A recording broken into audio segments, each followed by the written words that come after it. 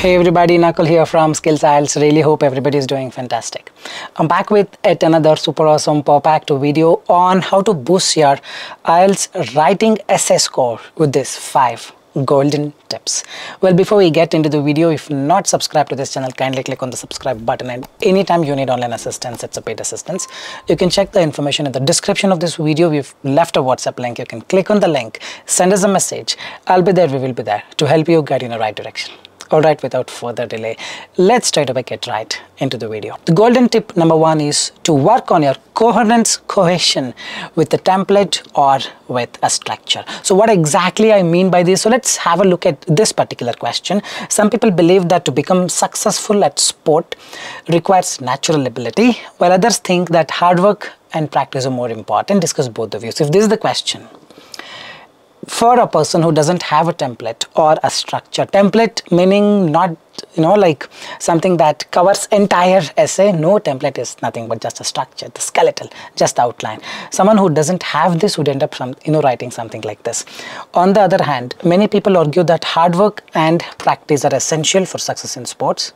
Hard work means practicing regularly and improving skills. Athletes can improve their performance through dedication. So if you see the first line, second line, third line, they're just random dots. There is no connection between them. It's like husband and wife, definitely is, but they're not even talking to each other. Hope you are getting it. For example, many athletes spend hours training every day. Practice helps athletes learn new techniques and strategies. Moreover, it builds stamina. So this is the way a newbie would end up writing if that person doesn't have a structure or a template. This is a 5.5 or 6. Though the idea looks good, grammar looks good, vocabulary looks good, coherence, cohesion is completely gone case. As a result, they don't get marks. Remember this, many successful athletes have attributed their success to accurate practice. So first line talks about something, second line something else, third line something else, fourth line example something else, fifth line something else, sixth line something else. There is no connection between the two. Like I told, yes, husband and wife, they're married, happily living, but they're not even talking to each other. Hope you're getting it. So something like this will not get your scores. So how to transform this? This is the template. This is the structure. Like this, so many structures are there in our course. We have all these, and plus one-to-one everyday live feedback will be there. If you want to join a course, you can definitely join us. It's a paid assistance. Any point of time, you can join us. So if you just have a look at this. On the other hand, we'll start with while, because for this question, you have to compare. Some believe that to become successful at sport requires natural ability, while others think hard work and practice. They're two different things. So we start with while. While natural talent provides an initial advantage, it is the other thing, dedication to continuous improvement, that truly sets successful athletes apart. Now you can say this is because, or you have a different structure, different template. You can start with, for instance.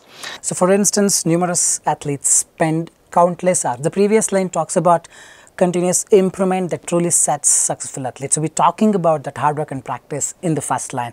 For example, continues talking about it, countless hours training, honing their skills and learning new techniques and strategies which are essential for peak performance. This is actually giving you more marks for your coherence, cohesion.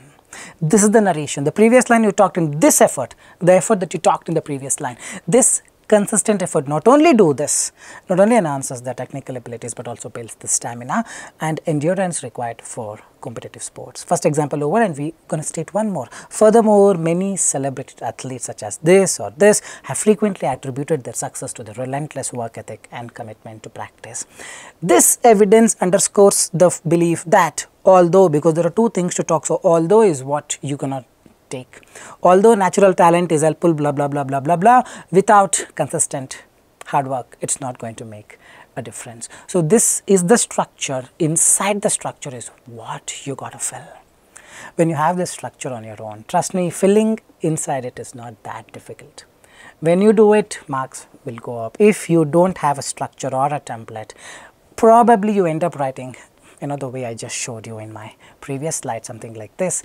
This can be problematic. Hope you are getting it. That's the golden tip number 1. You need to transform your essay with respect to the structure for body paragraph 1 and body paragraph 2. And this structure is all about main idea, supporting idea, example with a proper skeletal, with a proper coherence, cohesion structure. Remember this. The golden tip number 2 is to use right outer structure. So what I mean by outer structure is, so far whatever we discussed about coherence, cohesion in the golden tip number 1 was internal structure. That is, you're already inside the house. But let's say you're outside the house And if you look at the house, how the house looks like, that is the external structure, external design. So now if you look at the essay from a distance, how the essay should look like, 4 para, 5 para, what will you write in the first para, what you write in second para, not inside the second para, what you write in second para, what you write in third para, this is what you write in fourth para, this is what you write in fifth para. This is external structure. Use the right structure. This is also coherence, cohesion. For the same question, discuss both the views and give your opinion. Remember here the question is, some people believe that to become successful at the sport requires natural ability, while others thinks it's all about hard work and practice. Discuss both the views and give your opinion.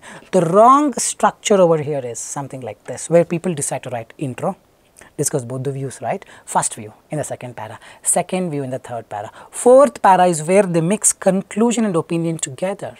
Guys, it's a part of the question. Opinion is a part of the question. You cannot put opinion in the last para, meaning the final para including the conclusion. You cannot merge them both. You need to give the the priority that it demands for the opinion, because opinion is a part of the question. So that's something of a wrong structure. Then what is the right structure? You're going to use intro as the para 1. Para 2 you're going to talk about view 1. Para 3 you're going to talk about view 2. Para 4 is what you're going to talk about opinion, and para 5 is the conclusion.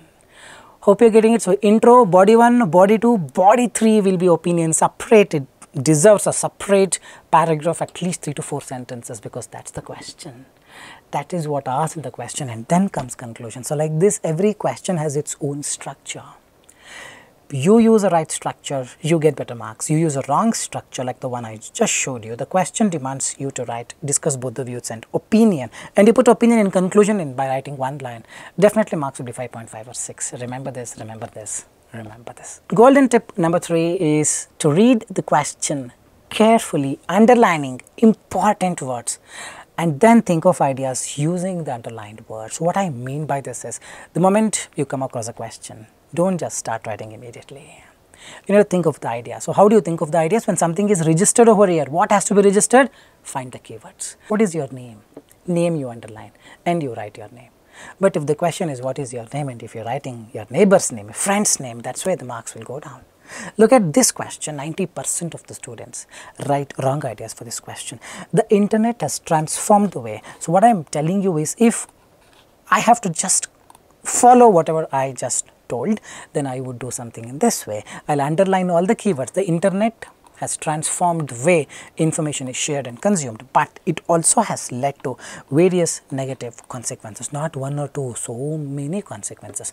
To what extent do you agree or disagree?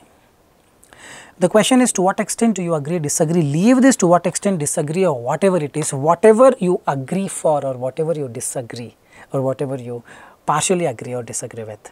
You are agreeing or disagreeing or partially agreeing for the entire question. Remember this, there is no topic sentence in this question. Most of the people, let's say a person says, to what extent I partially agree, or let's say a person says I completely agree. If you say I completely agree, now you are completely agreeing with, internet has transformed the way information is shared and consumed, but it also has led to various negative consequences. These two you are agreeing. Guys, getting it right? If you completely disagree, the entire thing you are disagreeing. If you partially agree, then the entire thing, sometimes you agree, sometimes you disagree. So this people are not still understanding. For this question, many end up writing negative consequences. You don't get any marks, 5.5, because only one of the paragraphs is correct. You are agreeing for the entire thing. So what kind of structure should I use? Second paragraph, if you say in the first paragraph, I completely agree, then second paragraph, you got to say why you agree to the fact that internet has transformed the way the information is shared, but it also has led to various negative consequences.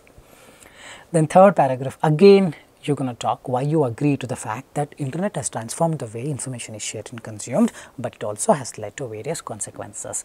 Instead of putting it this way, probably you can make it more easier. You can say internet has transformed the way information is shared and consumed in the second paragraph. The third paragraph, talk about negative consequences. This, if you agree. Guys, getting it? If you disagree, then second paragraph you disagree that it has not transformed the way information is shared and consumed. Third paragraph, no, it has not led to any negative consequences. If you partially agree, that's where you can write one of them as correct, one of them as wrong.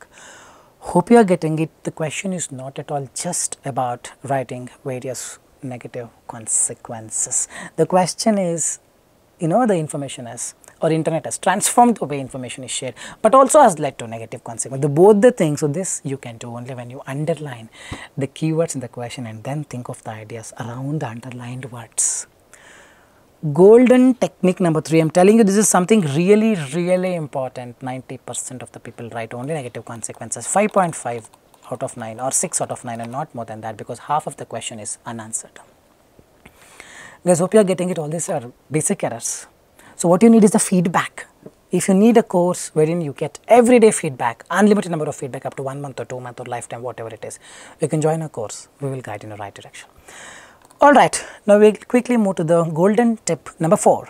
Don't have to give lot of preference to vocabulary and synonyms. So I've got this particular paragraph where I've used simple vocabulary that is apt to the situation. Have a look at this. The internet has changed the way how we share and use information, giving people easy access to a wide range of knowledge and resources.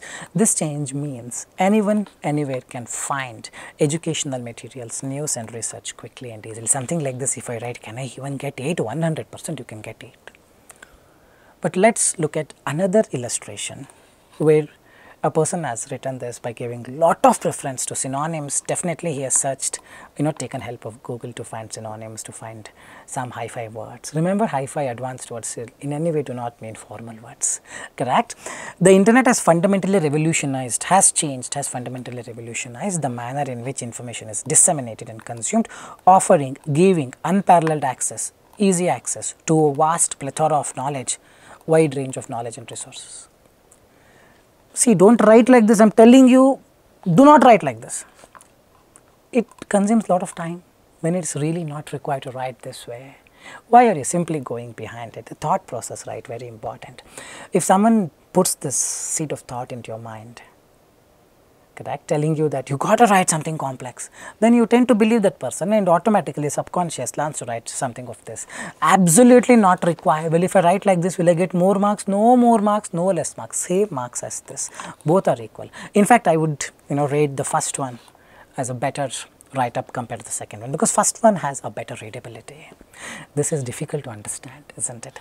This digital metamorphosis, this change has democratized, means availability of information. Anyone, anywhere can find availability of information, enabling individuals from diverse backgrounds, materials, news and research, to access educational content, news and research ubiquitously. If you ask me, second one is absolutely not required. It will not give you more marks also. Don't have to pay attention to all these things. Write in simple way possible. Enhance your writing skill. Enhance your writing skill, meaning whoever reads it should understand it with ease.